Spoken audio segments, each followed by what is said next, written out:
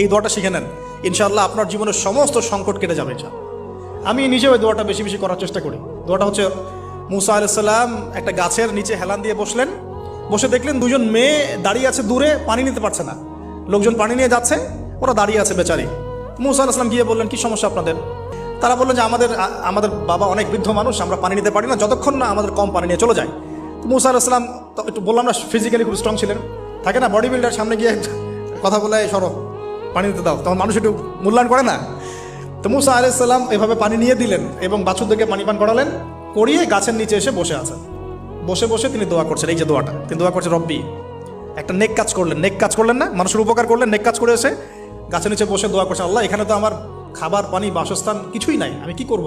রব্বি ইন্নি লিমা আনজালতা ইলাইয়া মিন খায়রিন ফাকির, রব্বি ইন্নি লিমা আনজালতা ইলাইয়া মিন খায়রিন ফাকির।